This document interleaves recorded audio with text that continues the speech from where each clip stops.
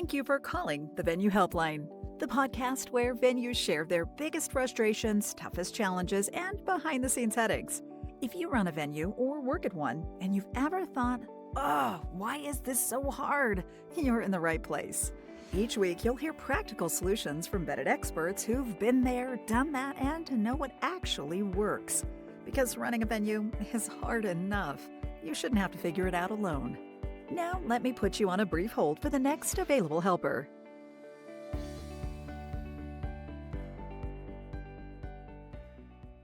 Hi, glad you called. It's Shannon here with the Venue Help Desk. Tell me what's going on. Hi, my name is Jamie. We have a venue in Oregon, and we have a problem with when we book brides. We sometimes don't hear from them until 60 days before their wedding, and then it seems like they don't remember anything, everything's shocking, and they're mad at us about the rules that they've already been told about.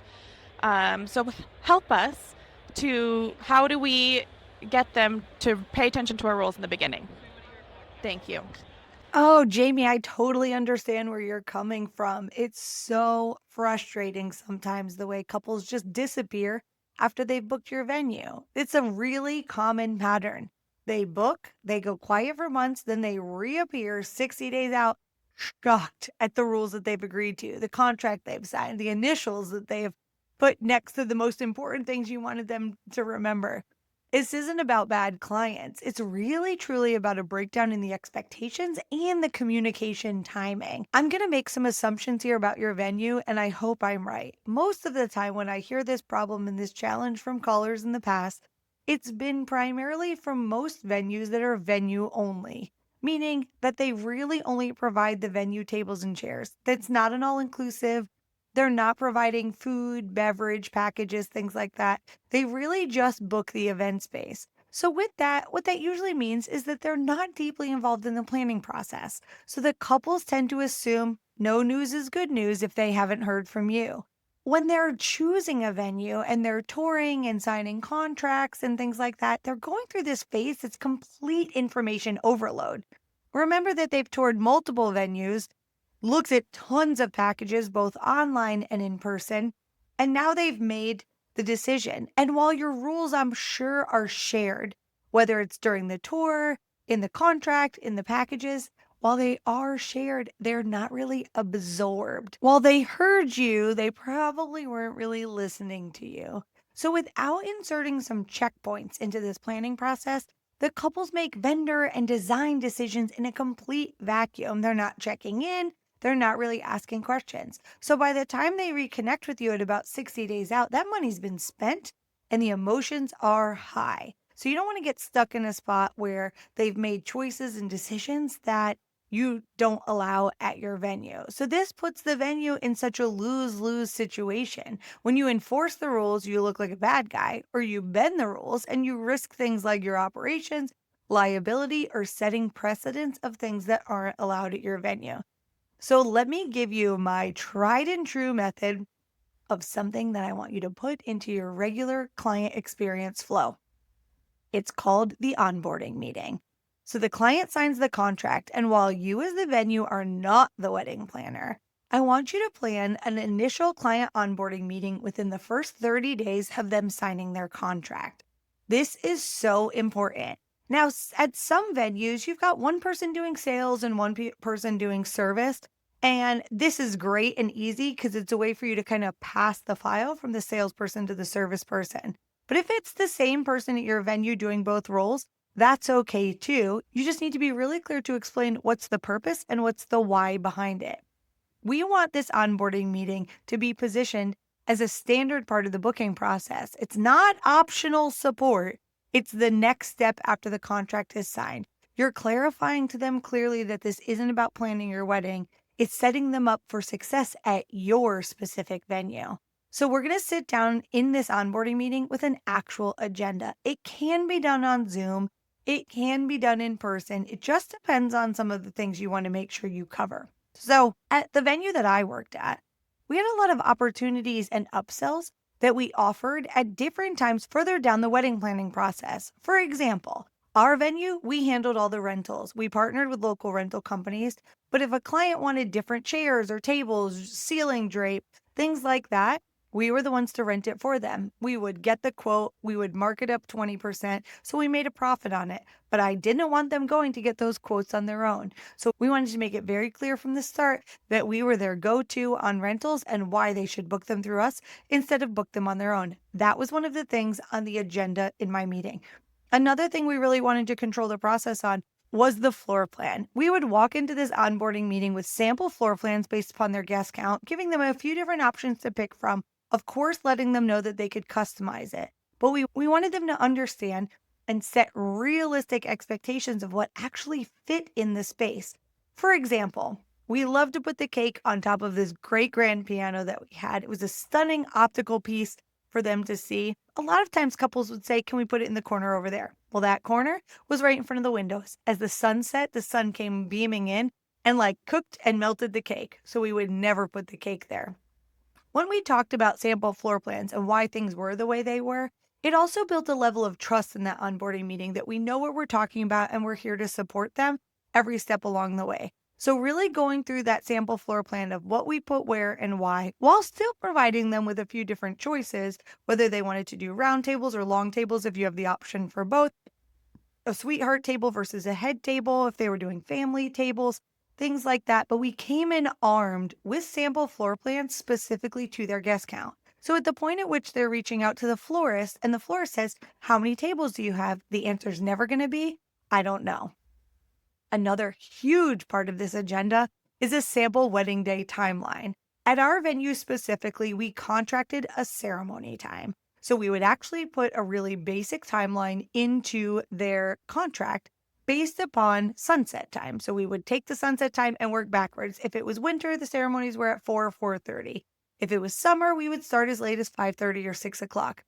But you know what? After they sign the contract, they have no idea. So sometimes they would have contracted that their ceremony is at 5:30 on the contract. Then all of a sudden the invitation goes out and it says it's at 4:30. Whether it was a planner or another vendor that guided that decision, we want to control that process. So we would create a sample wedding day timeline. Now, I'm not talking about what time vendors arrive and things like that. We would just talk about, here's the time you're allowed to come on property. We would walk them through just the basics of the timeline. Things like what time they can come on property. If they wanted to do a first look, the ceremony, cocktail hour, reception, start time and end time, what time dinner would be. Of course, they'll figure out the perfect flow after the fact, but we wanted to guide them for the best flow within our space. Having that sample timeline was one of the super secrets of our venue success in terms of controlling it. We almost never had the problem again once we started reviewing it in the onboarding. We were able to show them how it flows operationally, tied to meeting the needs and the vision that they had as they toured. When you're touring, you're painting this picture for them of what they can have. So set them up with a timeline that'll do that. Now, also important in this meeting is to review the rules and regulations of your venue, highlighting one that couples most often forget or push back on later. At our venue, we had held hotel room blocks and attrition clauses. We had some rules of things like you could have this or you couldn't have that. I wanted to make sure that we've highlighted those because you know what? I never really highlighted those much on the tour.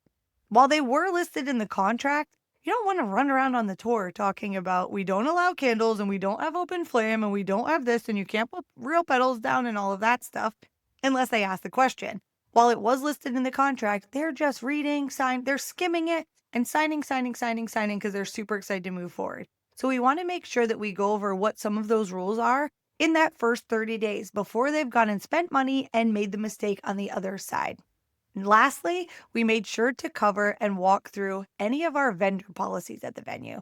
Whether you have required in some categories or if you're an all-inclusive or just a preferred list, we talk about why the preferred list and them considering it is important. Sometimes we would do some vendor matchmaking.